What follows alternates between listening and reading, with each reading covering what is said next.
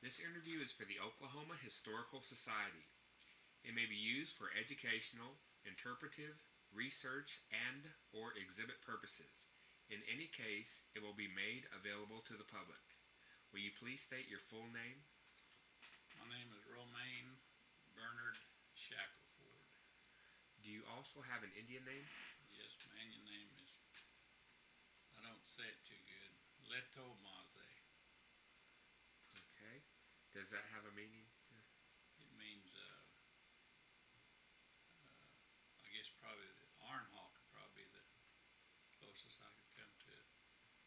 Leto, I can't say that word, but Maze is metal, so that I've been told it means Arnhawk. My name is Dennis Zotai. I will be conducting this interview on behalf of the Oklahoma Historical Society. Today's date is July 1st, the year 2002. The time of this interview is 6:05. Location of this interview is across the street from the Pawhuska Dance Grounds. Romaine, will you please tell me when you were born October 2nd, 1927, and the location of your birth? San Diego, California. What were your parents' names? My father's name was Manuel Romaine Shackelford. My mother's name was Juanita Arine Harrison. And what were their occupations? Well, I never did really know my dad. And my mother just a housewife. What were some of the schools you attended? Okay, I attended grade school here in Pawhuska. And then I attended school in Gray Horse, grade school. And then I went off to Seneca Indian School, Wanda, Oklahoma, when I was in the 8th grade. And then I went to Haskell Institute in Lawrence, Kansas. And then when I was a senior, I joined the Army and I never did finish. Where did you do your tour? Or where did you do basic training? In Texas. In Texas? Yeah. All right. Then what did you do after finishing the Army?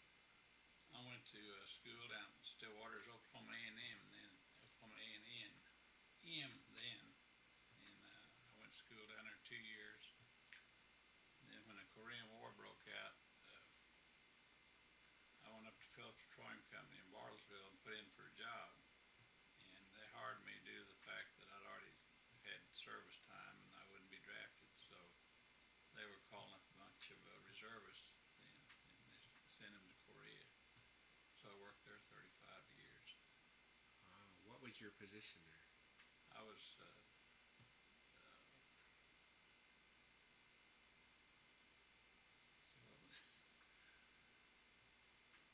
I was in charge of all the tape libraries.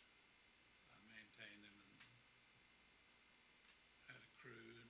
I ordered all their tapes and ribbon and all for the computers. I was in the computing department. Okay. What were your grandparents' names? My grandfather's, first he didn't have an English name. And he went to Haskell.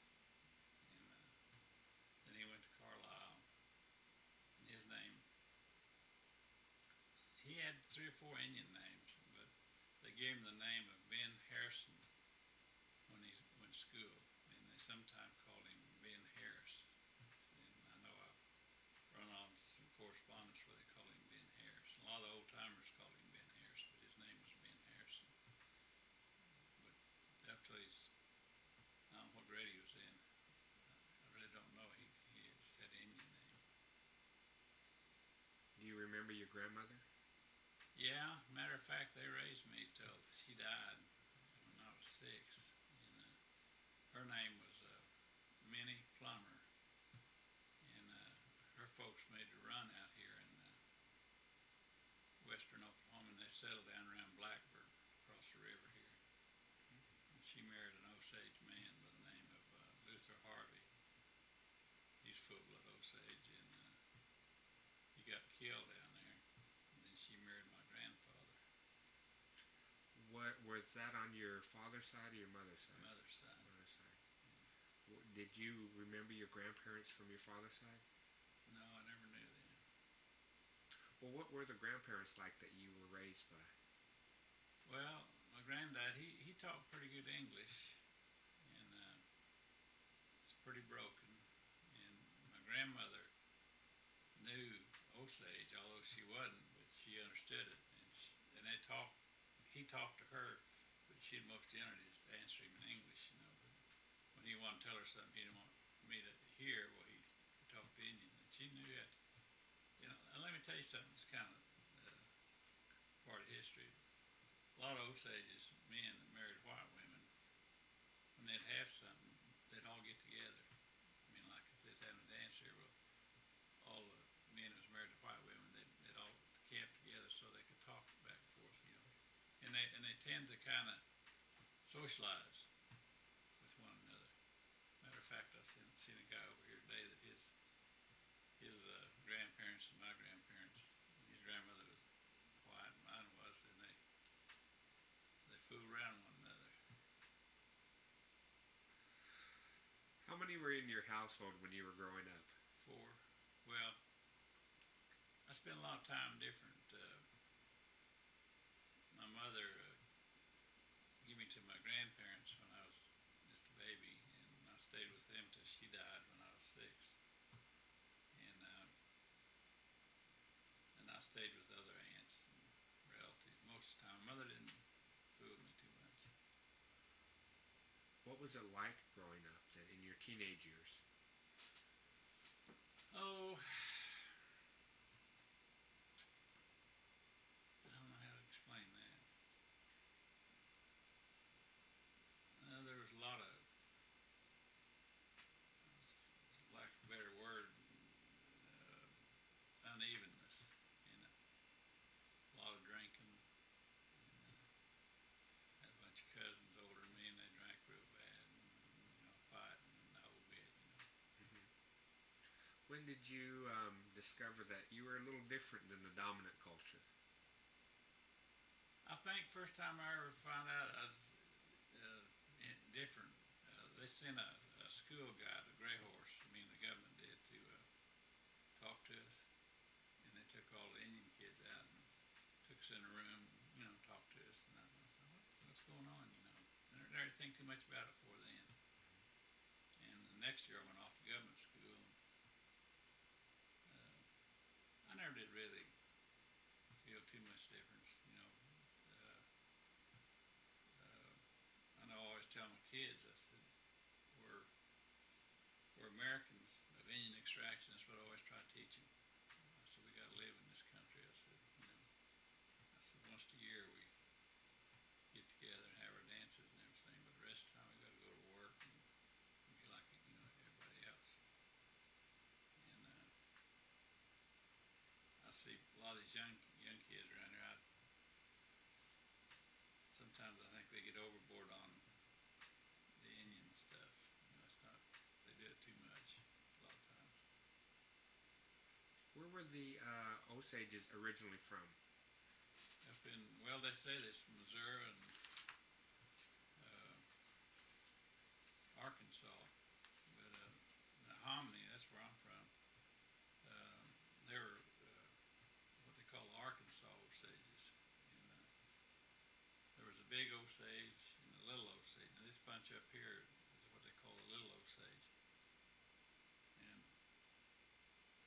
Fairfax and Hominy, at one time they were together. Well, this bunch was together too. They split off, they said, about in the early 1700s. And then in the late 1700s, well, the Hominy bunch split off of the Fairfax bunch, and they went down into Arkansas. And they were split up for a long time. And they moved them all up into Kansas then. Moved them out of Missouri into Kansas, and the Arkansas Osage, they moved them into Kansas too.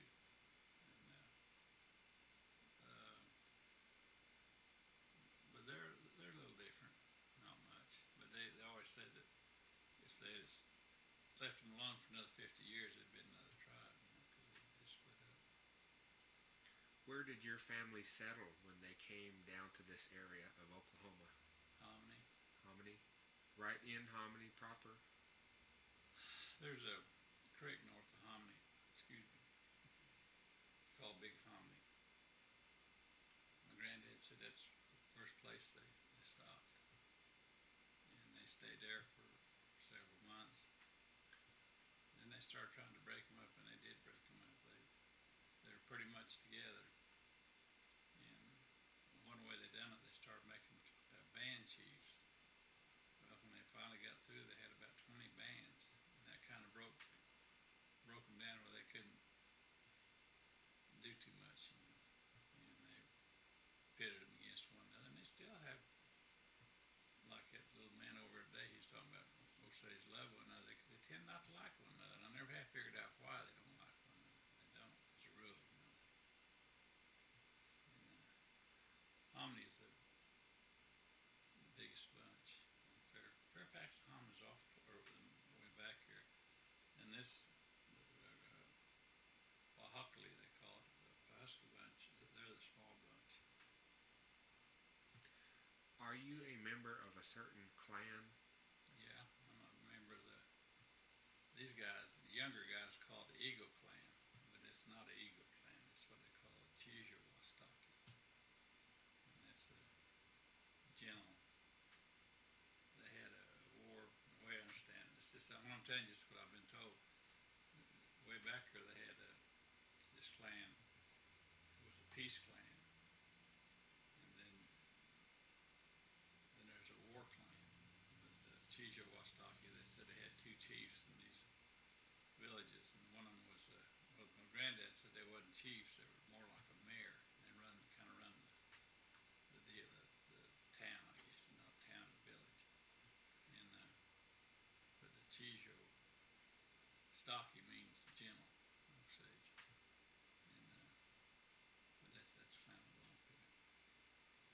Then the Hunkas is the other side. That's the ones that even when they used to do their old dance, they had that what they call two fireplaces, and one of them was a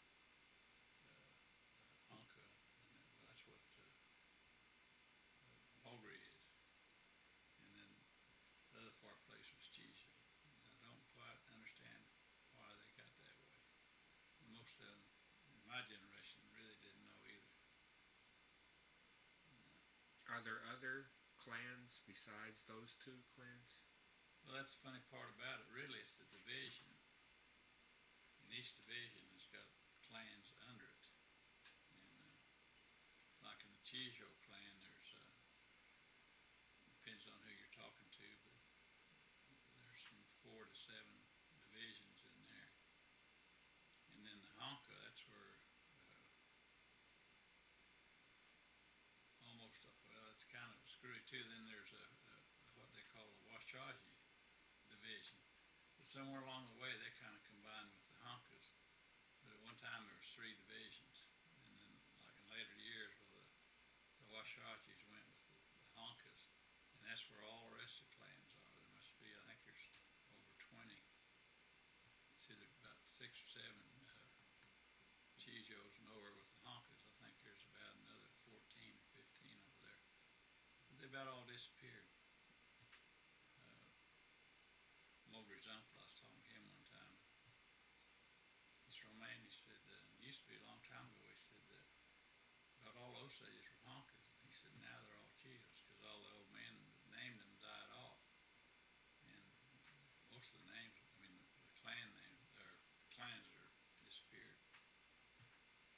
So, do you name people, have the right to name people? Well, it kind of depends on what you mean by name. Giving them their right. You know, they like to say I got the right, and a lot of times they don't. But I never heard anybody having the right. I mean, somebody, but they say that. They say, and there's some of them give names that really don't know too much about it. Have you given people names? No. I got a see. Harry Radio Jr. Did you meet him? Mm-hmm. He's our clan chief, and I respect him. I don't. That's his business. If I got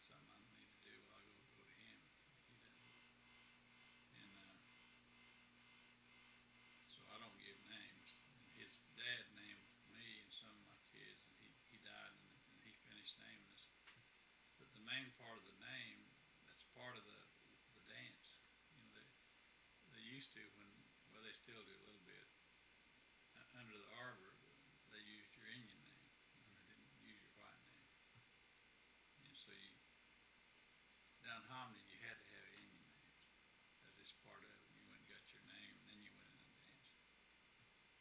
And Have you always been involved in the Alonska? oh gosh, somebody asked me the other day how long I'd been dancing. I said, oh, about 61 years, something like that. But I was kind of like Margaret. I'd go dance and mess around as a kid, and I didn't really pay a lot of attention, you know.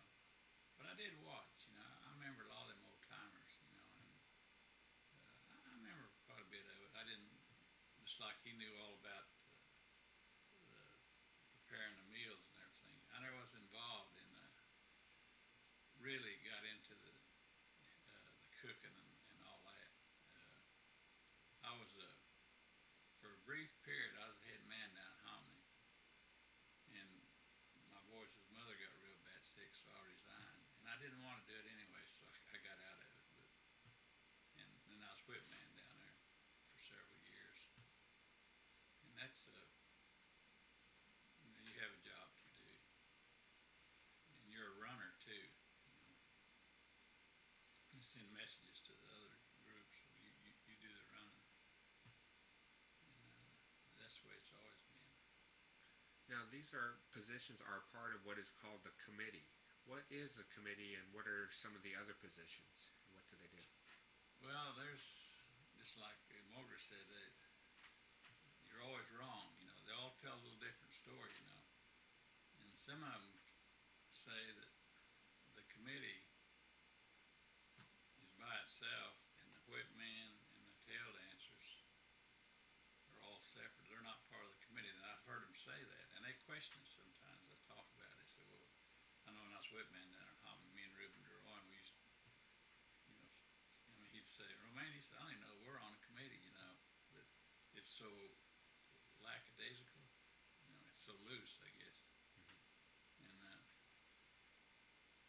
okay, when I first was on the committee, it was up here.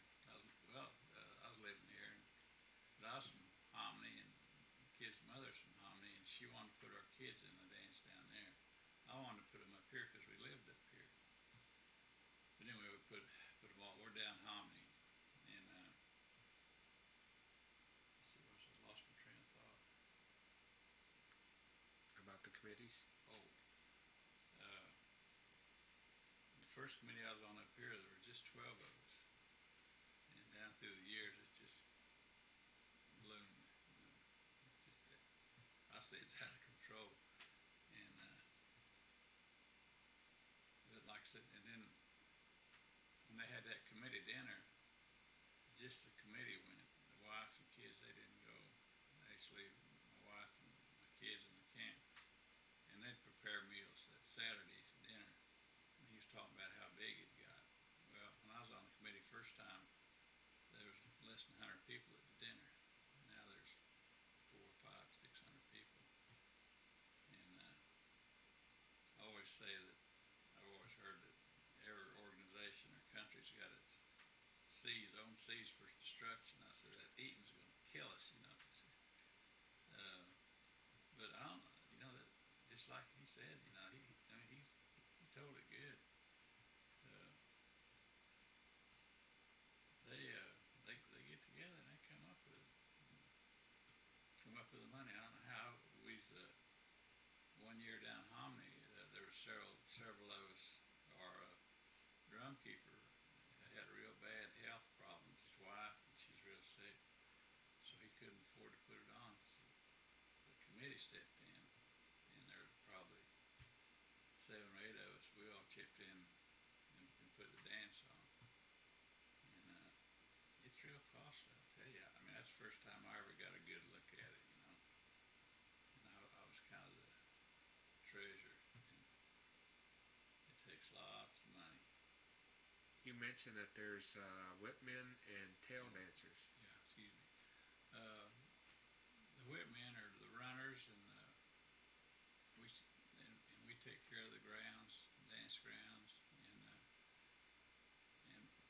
and my granddad used to say that we were bouncers. That's the word he used.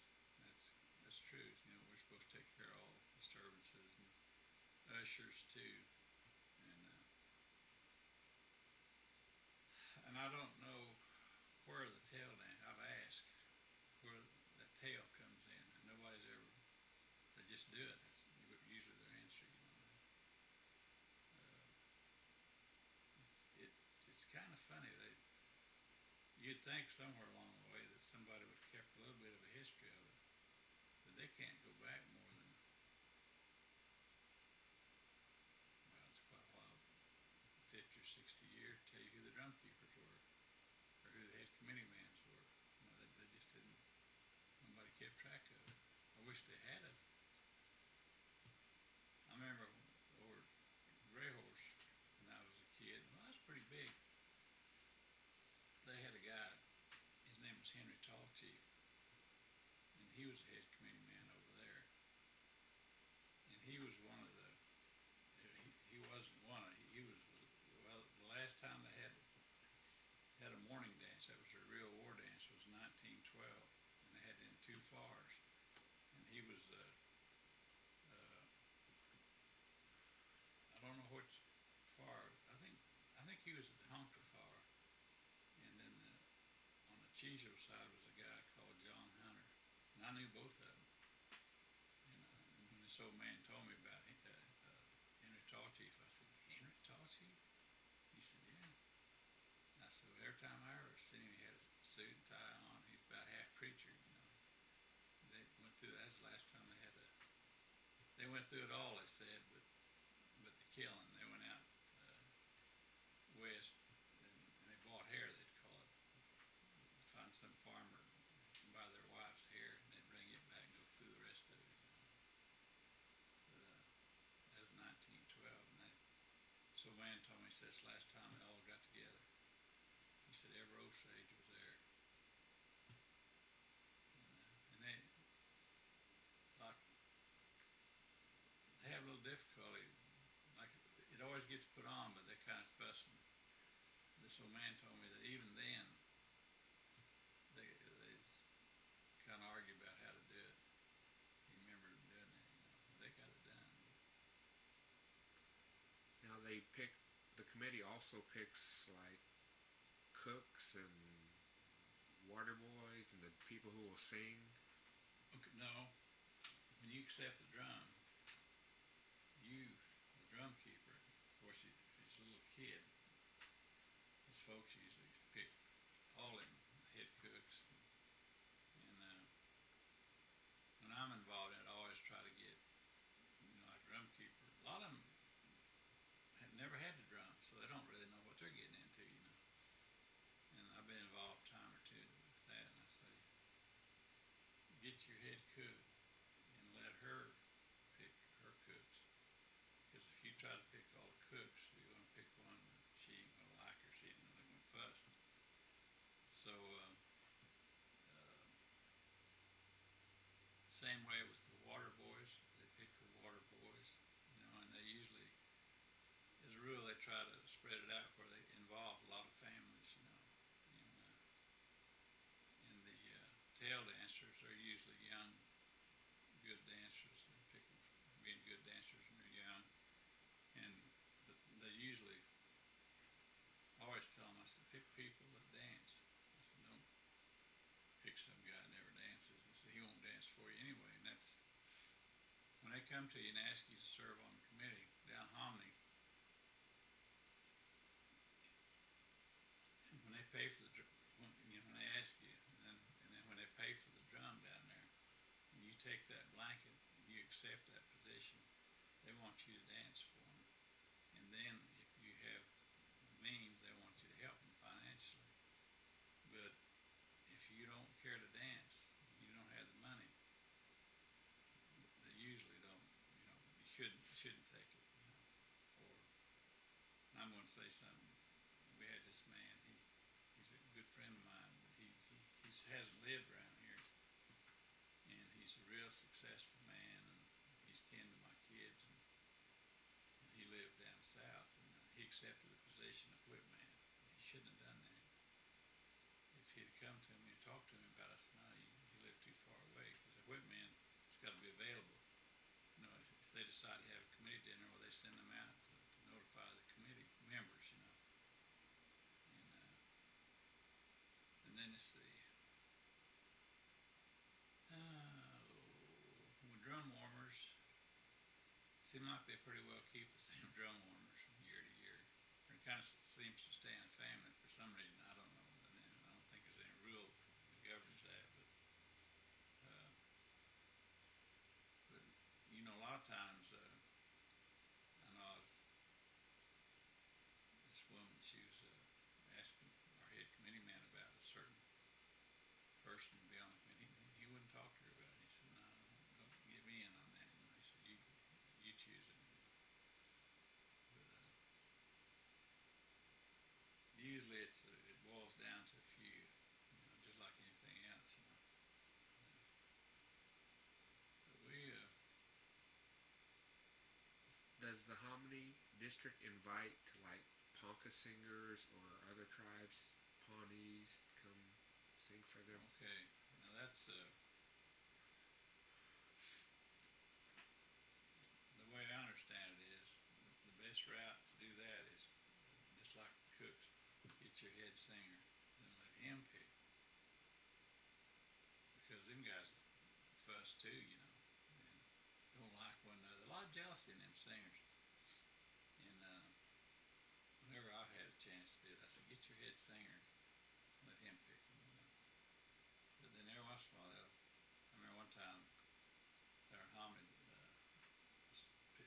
people had the drum, or was forming their committee, and they was getting ready to, well, they picked their head man, and then they wanted to put this boy on there as a singer, and they asked that head man and what they thought about Joe Blow. And, oh, he's all right, but he didn't like him. But he said he's okay, see, so they put him on there, then he wanted them to take him off. So, no, they kind of, you know, and they're always fussing. Hominy's bad about fussing around. You know, they're noted for that down there. What positions have you held? Oh, well, I've been on a committee for years, and right now I'm what they call an advisor. And I always say we're supposed to, and that's kind of a holdover from years ago when they were running loose. They had what they call little old men, and they's advisors, and they talk to them about things, you know. And I always say down in Hominy, I said, when you get too old to dance, that's where they put you, you know.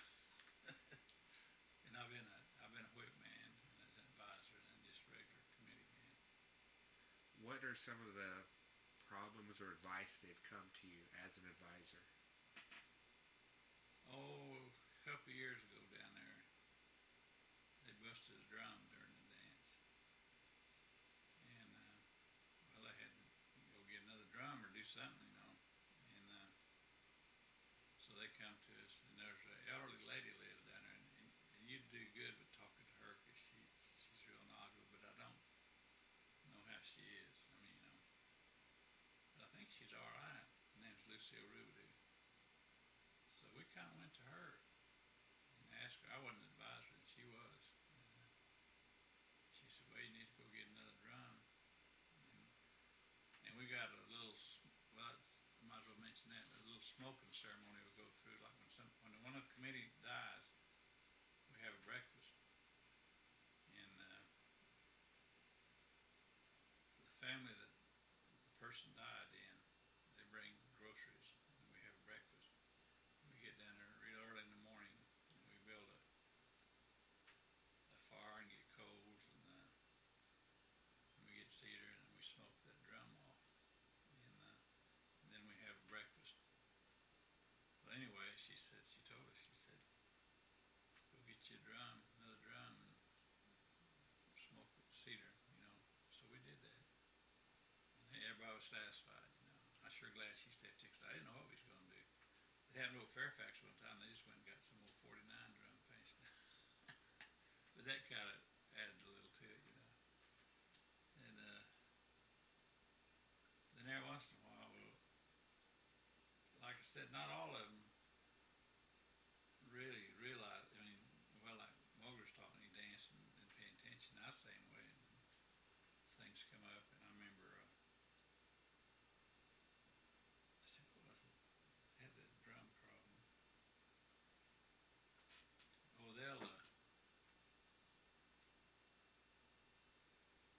was head man there for a while. Well, he's kin of my kids. He come to me and he said, I got this friend in Kansas City. He said he's not Osage, but he wants to be on our committee, on our drum. He didn't say committee, he said on our drum. And I said, no. I said, I can't let you do that. And he said, well, how come? I said, he's not Osage. I said, he can come dance. I said, we'll welcome him. He can be a visitor. I said, that's fine. I said, but he was wanting to put him on the hominy dance. When they put him in the dance, they're hominy dancers. Then they pick the committees out of the dancers. So, and so he tried to argue with me, and I said, no. As long as I'm head man, I ain't gonna do it. I said, no. He said, well, they let some woman's husband, he was another tribe, they let him. I said, well, I don't know about that. I said, but I ain't gonna do it. And then little problems crop up like that. Where did the hominy district get their drum from? Cause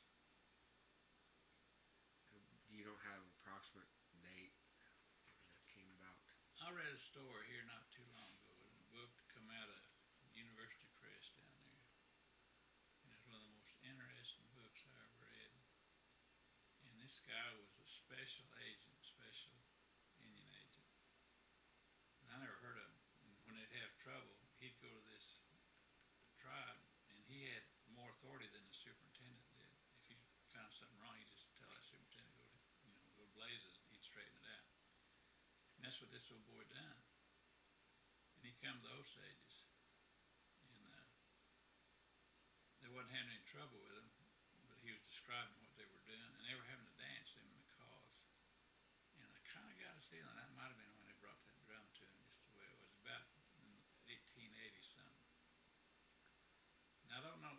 The Pahuska claims they come here about 1887, but well, who's the drum keeper first?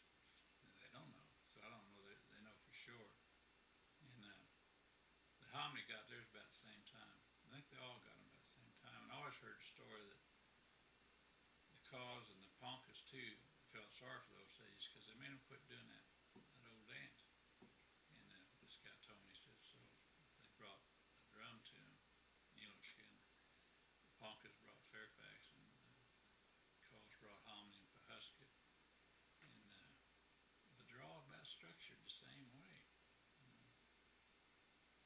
What dances did the Osages have before Eloska? This old man told me, he said they never had any kind of dance that was outside the clan.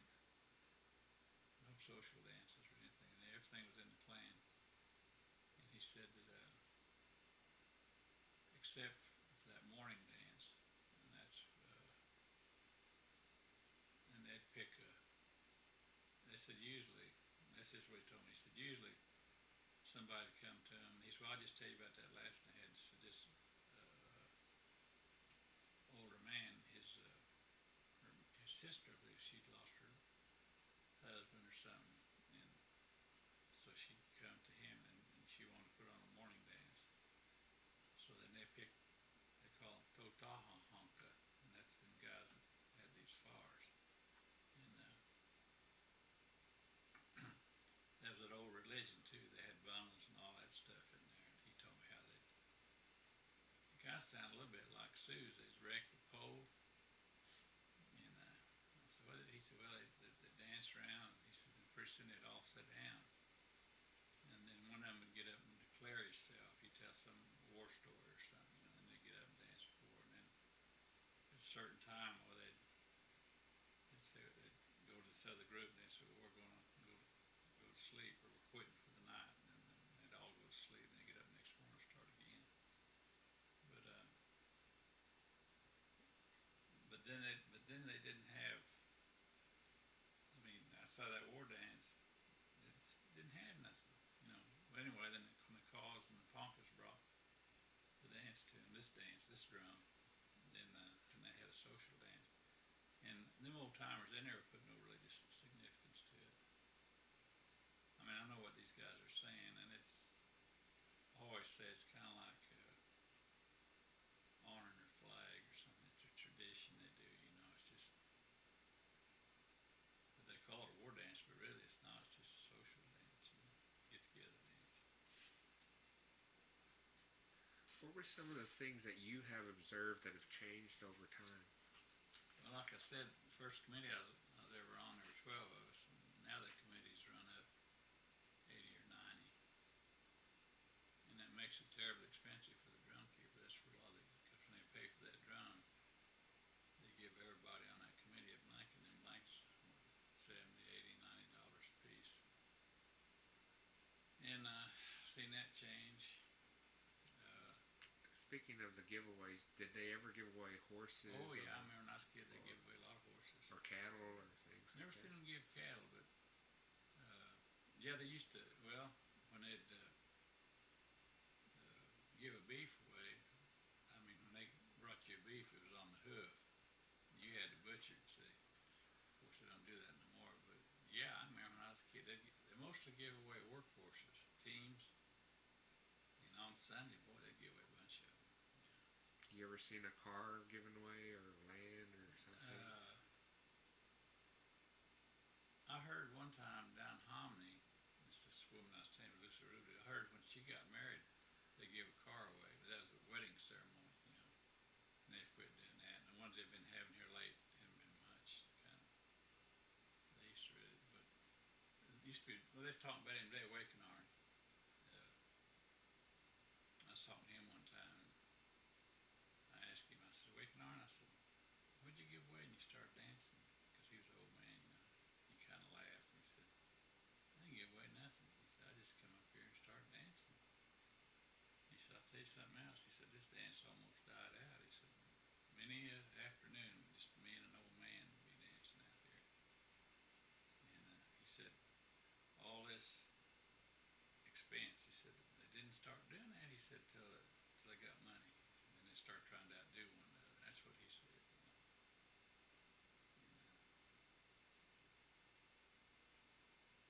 But things are going to change or have changed quite a bit since you've seen. It's hard to.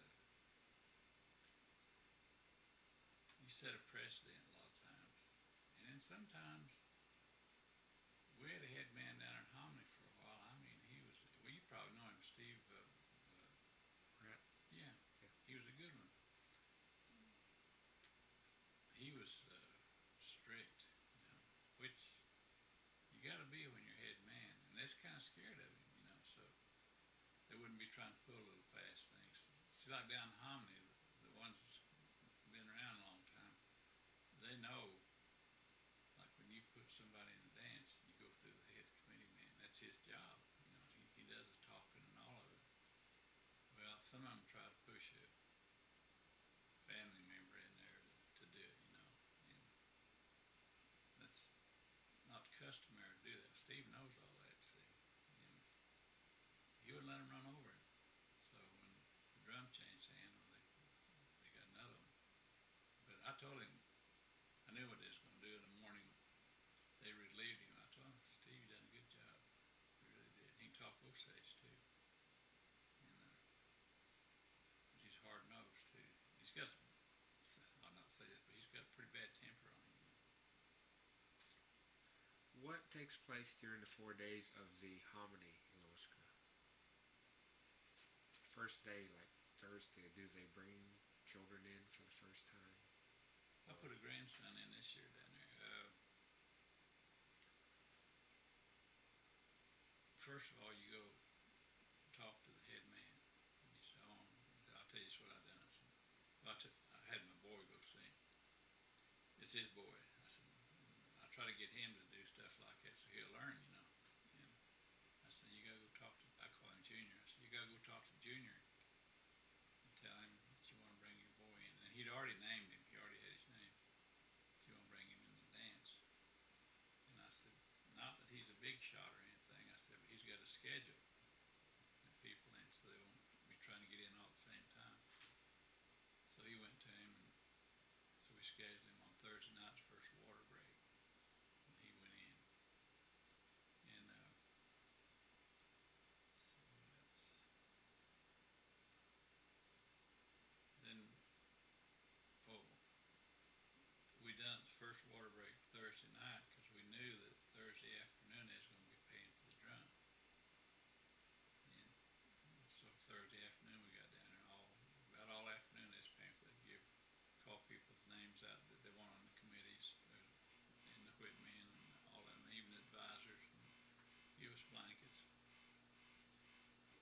And supposedly, when you accept that blanket, you're accepting the responsibility of fulfilling the duties, you know. And I'm always saying a lot of them take them, they don't know what they're supposed to do. They ought to refuse them if they can't do it, you know. And then we danced a little bit Thursday afternoon, and then Thursday night, and then water breaks was bringing new dancers in, and in between the dancing. And then it's pretty much like Mowgli said, like on Fridays,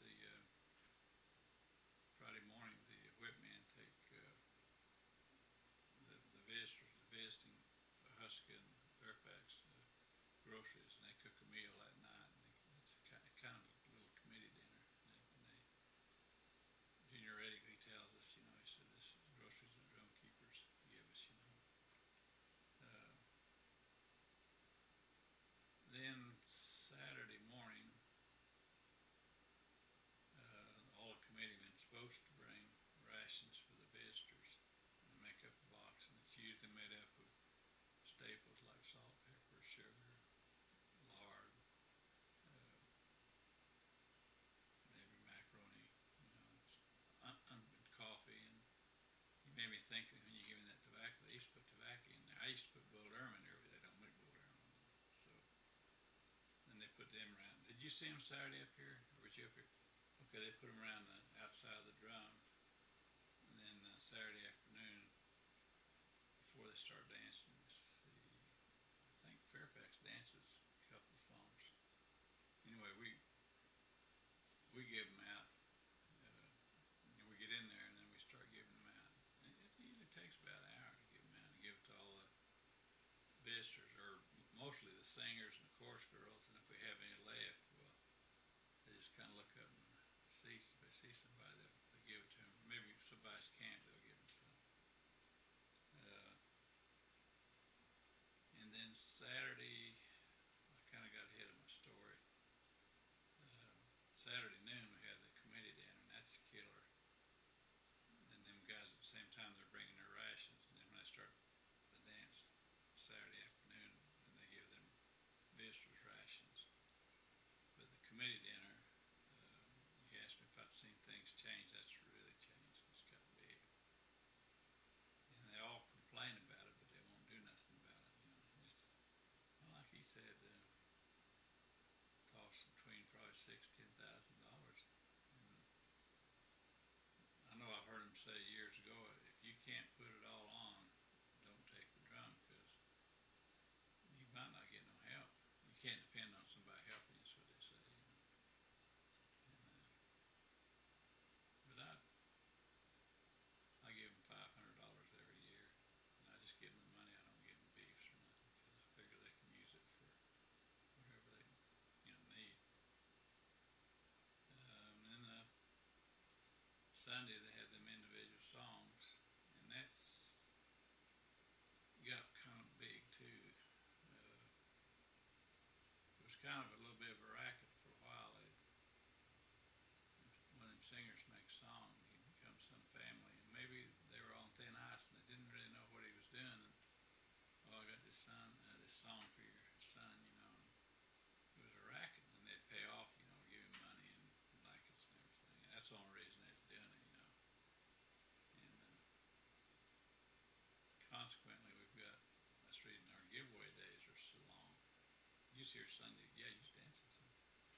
And down Hominy, Fairfax is worse. This is the best town up here. We got through early up here. When one time down to Hominy, we got through 11 o'clock. And we had no boy down there. It was like this guy up here Sunday. He'd get up there and he'd talk and he'd talk. We'd have to sit there, yeah, it's 11 o'clock. And he died. I've heard the bell ringing ahead of time. Has that always been in place? Yeah. Does it always ring a bell? Yeah, Did that? Like Mowgli told that good. He told the whole thing good. I listened to him. It used to be the town crier. I'm not sure who does it now. I just assumed that he still done it. The town crier used to ring the bell and bring in water, but it got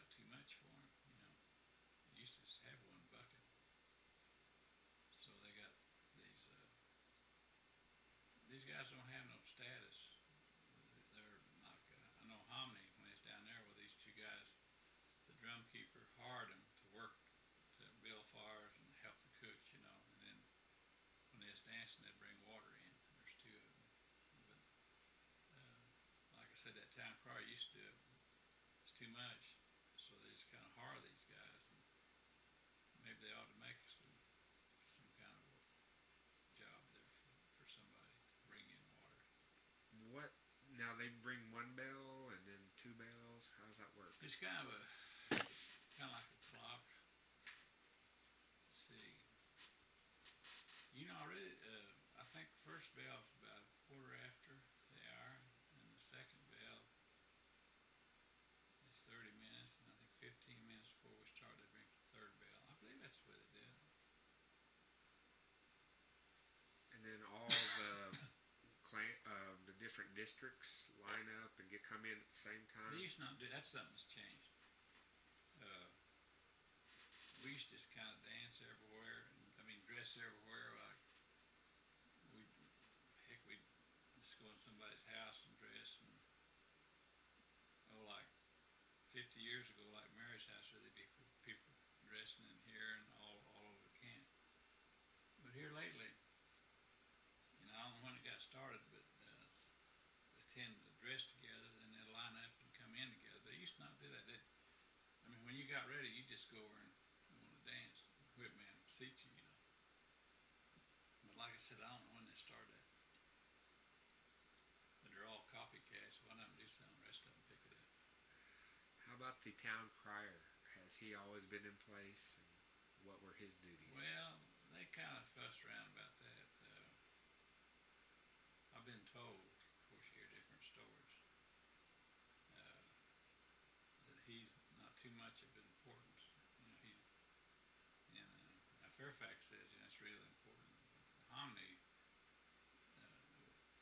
we just borrow him. We don't have him on staff, I guess you'd say. But they used to have a town crier, and he come out of a certain clan, but they forgot what clan he come out of. And at one time over at Fairfax or Grey Horse, they had a woman town crier. But I remember, the first thing I remember, his name was Jim Williams. He was Isaac's dad. He died, Jim did. And then they had a guy named Jim Waters. He come in, he had it for quite a while. But I don't remember him doing anything when they, you want to be town crier? You got the job, but this year over Fairfax, they made a big deal out of it, they said that's the way they done it, and I said, well, I don't remember them doing that. But anyway, maybe they did. And then we had he was Omaha. Gee, I know him, I can't think of his name. And they kind of used him. And I don't know what happened. One time down Hominy, we had two down there. They had this Isaac, he come in, and they accepted him, and the town crier had been filling in, he showed up. So we had two town criers. But, that's one of them deals where they kind of differ, What does he say when he's out there and someone gives him a gift? Seems like he says the same. The way I understand it is, and I seen him over Fairfax, and I wouldn't criticize him, but I seen this woman go out and give him, I just happened to be watching, and give him some money. And he called her Indian name. And I don't think that's right. I think if it's a woman, he just takes the money, shakes her hand, thanks her. Men, the way I understand it, it's just men that he hollers her name. If you give him a gift, he'll ask you, so what's your Indian name? And he'll say it in Indian that he give me money, And then they've kind of quit doing it. Isaac didn't do it either, but years ago, like if they're dancing up here, and one of the members of the Pahuska group, he thought was dancing real good, maybe it was a tail dancer or something, he'd holler his name and say he's dancing good, and then that guy'd give him money.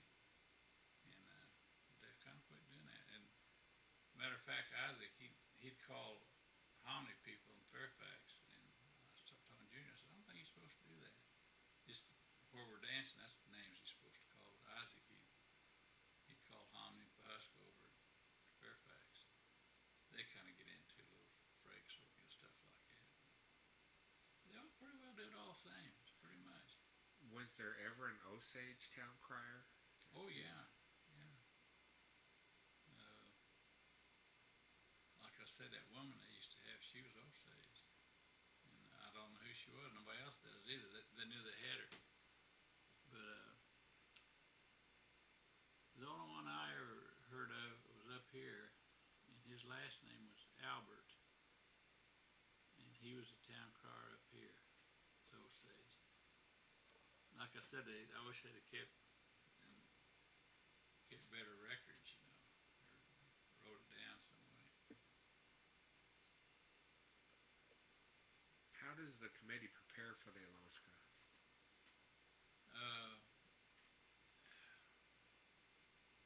Is there things they do in the wintertime or year round? Yeah, we usually try to have benefits, hand games, and then if we have any deaths, committee members, we have breakfasts. They call them mourners breakfast, and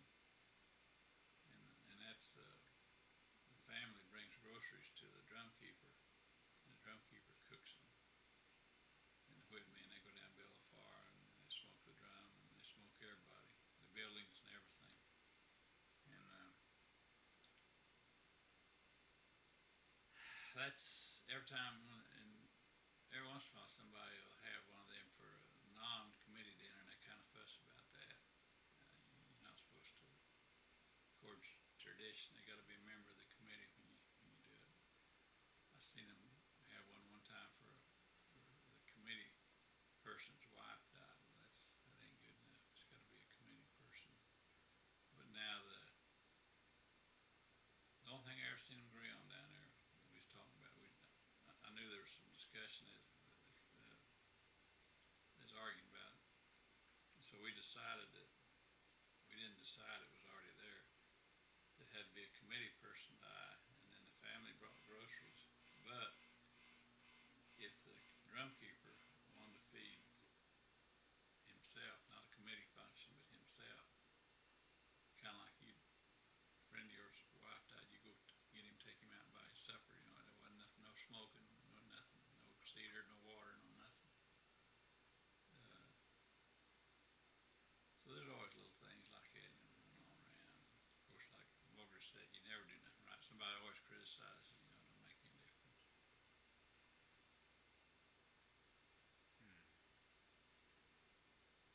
What about the songs? Are there new songs composed and certain songs sung at a certain time? Well,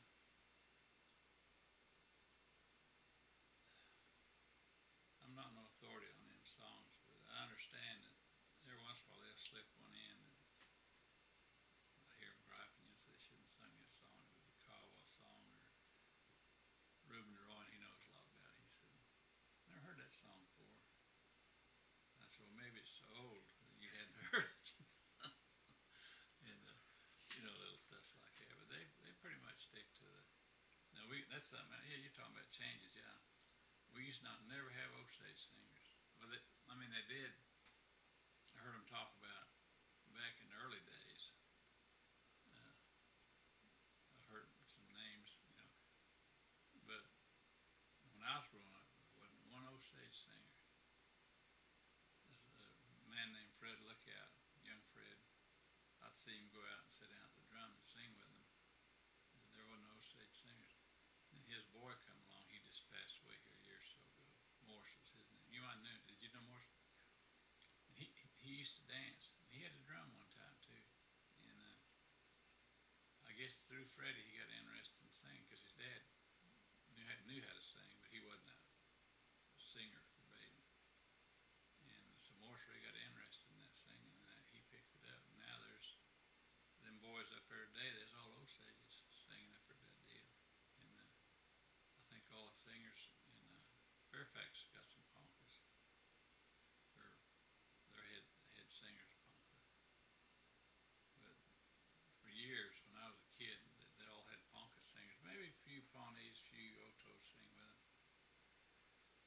What distinguishes a Osage dancer from the rest of the tribes that do the straight dance?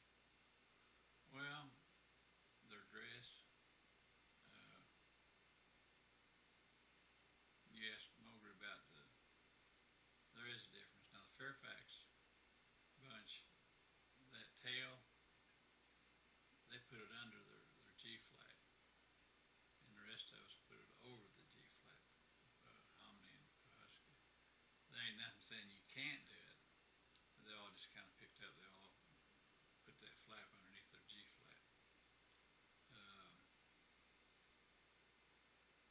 Down Hominy, we tend to use, I think they call it peyote. It's a deal, and they put pleats in it. Yeah. In the shirt. Yeah. Yeah. And let's see what else. The bandoliers or the stripes on the sleeve, is there anything that's unusual that you're aware of? No, like I said, they all. Years ago, everybody didn't carry a stick, just the tail dancers, and they don't know what the stick's for either. I've asked that, but I always kind of assumed it was like a coup stick in the olden days, maybe. And but now everybody carries a stick. I didn't carry one for a long time because they didn't do it when I was. What did you carry in its place? I just carry a handkerchief and a fan. That was it, you know. And now I carry a whistle with. But everybody carries that stick now. They used to all wear them white handkerchiefs. Now a lot of them don't. My kids don't. They don't like them. They used to wear the garters and the streamers. Used to be beaded. And in later years, that yarn work. That's what they all use, you know. I know the other day, Junior in Regalia, he had a pair of beaded garters on. He wore them out one day. It's pretty. And let's see. They all used to wear them little red and black roaches. Everybody wore them. Turkey beard? Yeah. Yeah. They used to not wear underwear. I know my boy, he likes dancing in the vest. And I said, when he's little, I got him a vest. He's wanting a vest. And I said, you ain't gonna wear no underwear under there. I said, he never does. Huh. And a lot of them, Harrison didn't have no underwear on. I said, that's the way they all used to do that. Oh, yeah. Yeah, they didn't wear underwear on these G-strings underwear, you know. I've noticed in some historical pictures that the Osage had turbans and those roaches in Yeah. them. I wonder if they ever wore them in Iloska. I think that had went out by that time. I think that I know my boy's great granddad. He was chief, and I've seen pictures, and he'd had one of them turban. That's what I guess they were, and they looked like they were finger weaving. That's what they looked like, you know. But I don't know what the deal was there. Yeah, I'm like you. I've seen them with them. If it was someone's to wear that, and that would be historically accurate, Yeah. I wonder what people would say. Oh, some like Mowgli said that somebody'd say something, you know. But they wore them otter caps too. But you're right about them turbans. I've often wondered when they quit wearing them. But I've seen some pictures not too old that had them on there, you know. And like you said, I've seen them wearing a roach. And them little roaches, and they'd have her hair roach, and they'd have that in the middle. And another thing that I've seen is the Osages had mohawks back then. Yeah. I've wondered about that. And I wondered about their tattooing. The early explorers that I've ever read that run into them, they never talked about the tattooing. And I looked like they would, because they went around bare most of the time, you know, their chest and everything. And the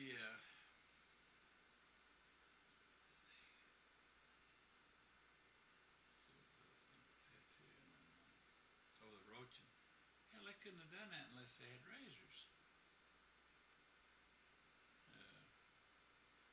So I don't think they started doing it till they run into Europeans and got straight razors, because they couldn't shave their heads. I seen the last old Osage man that done that. He wore leggings and moccasins. And, What was his name? Big Heart. They call him Wash Big Heart. You got pictures of him. And I don't know why. Well, he just didn't want to give it up, I guess, because he wasn't that old a man. We've heard, well, I have heard that the Alonska is a ceremony. How close is it to kind of being a religion? A lot of them try to make it a religion. You know, they talk about the holy ground and everything. Yeah, that's It right. kind of turns me off a little bit. It's not really the meaning of Elonshka is the playground of the oldest son. It's fun. And they said some of them earlier songs, individual songs, were just kind of comical. I mean, they weren't nothing serious, you know. I don't know that, but I've been told that. And, but some of them do, and some of them try to slip peyote in there. But years ago, they didn't go for that. They said, peyote ain't got no business in here. It's separate. But you've danced, and I'm sure you've got that feeling. You get that feeling, and that's what they're referring to, I think. But, no, and you know their religion. I mean, when they quit that sucker, it was gone. And they wouldn't talk about it. I know my granddad used to have them bundles. I remember them kids, all of them had bundles. Most of them, when they died, they buried them with them. And I asked him about it one time. Usually they'd ball you out if you ask them about stuff like that. That's how you don't talk about that. But I asked him, I said, what is it? He gave a pretty good explanation. He said, well, he said to me, he said, it's kind of like a rabbit's foot. I thought that was pretty good, because they had stuff in there, you know. Good luck means you help have good luck and everything. But I seen a bunch of them that couldn't talk English. And I could see the language was going to die. I could see that. And then all at once it's gone. It's gone right now. It's gone. A lot of them will get up and they've memorized a prayer or a little short speech. But, I could tell that. yeah, but a lot of them, they wouldn't use no names, but I never heard them converse with one another, you know. And to me, if they can converse with one another and talk, you know, carry on conversation, but I never seen that, you know.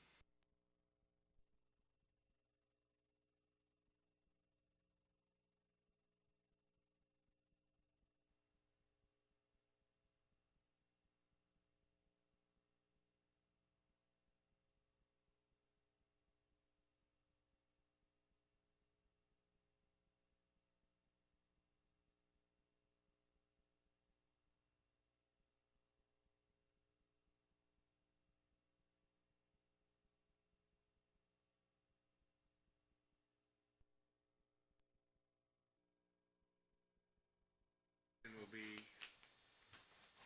what advice or outlook,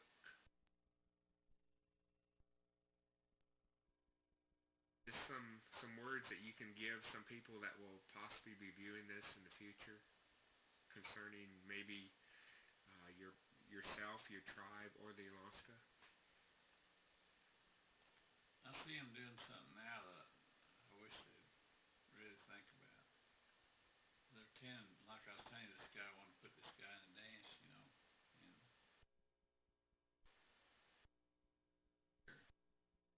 they just, you know, don't mean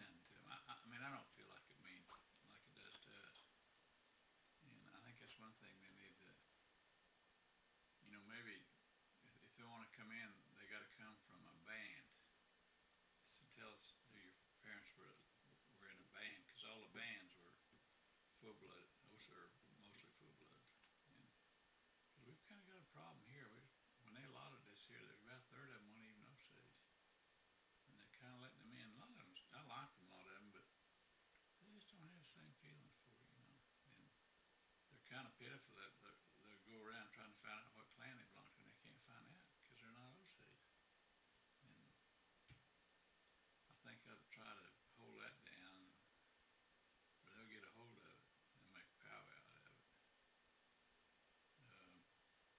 I was telling Junior Eddie the other day, I said, you know, I said, head man's got a tough job. He's got to be able to say no. You know, he might make a lot of people mad. I said, but you got to be able to say no to people. Or maybe them guys that get up there and get long-winded talking, just punch them and say, you've talked long enough, you know. Say something to make them mad, but yeah, that deal Sunday, that was bad. After him telling them to make it short, you know, he just got up there and he'd have captured audience. And yeah, like I was down in Hominy that one year, it was 11 o'clock. That would, I'd like to see him do something about that meal. You know, like Pawnees, Pawnees, Otoe. I've been to their funerals. And the tribe, I know Otoes, they give them $500 for a funeral feast, and that wouldn't even get started over here. And they boil meat, boil potato, fry bread, a little bit of fruit. You don't need a big meal at a funeral, you know, and that's it. But over here, I mean, I've heard that a lot of these people that will put them on. I said, you know, what are you charging? So we charge $8 or $9 a plate. Well, for 500 people there, that's $4,500. But I wish they wouldn't try to outdo one another on the eating. You know, I think it's like I said, some boiled meat or some corn or hominy or something, and fried bread and coffee. I said, that's plenty. I said, heck, I don't care about eating all that stuff anyway. But that's a lot like Mulgrew said, that's really one of the big expenses, that noon meal. Let it get out of hand on Saturday. And really, the only people supposed to be in there are committee members. They bring all their kids and their friends, and that'd be the two things of it. But I think it's good they make it. Now, Fairfax, for a while, they wasn't requiring them to have an Indian name. I know this one guy told me, he said, he asked me, I said, we need to get in, oh, you know, and then he went and asked one of them guys over, oh, you don't need an Indian name. Well, then he went up to give Isaac some money, and Isaac asked him his Indian name. He didn't have one. He come back and told me, I said, well, I told you. Because it used to be underneath that arbor. Well, I heard Mulgrew call Junior up there, or Junior Reddy goes Sunday. He told him in Osage, called his Indian name. I said, I'm going to give you something, you know. Junior went up there. He didn't say it in English, he said it in Indian. But that's, I don't know, it's,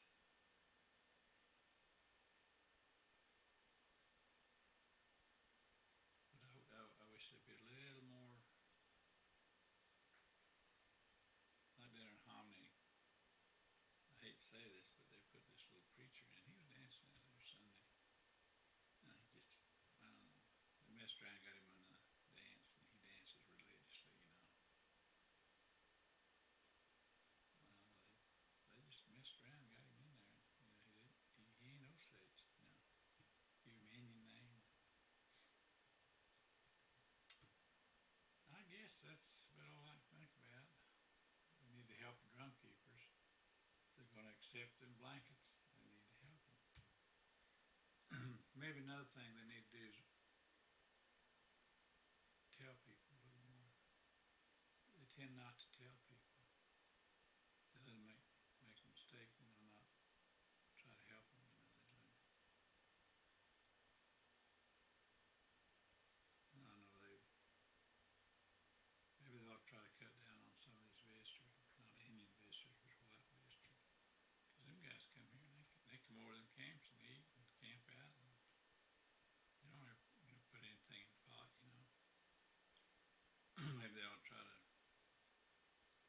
used to not let them do that. They used to, the only visitors they had was Indians. You know, they didn't have hobbyists.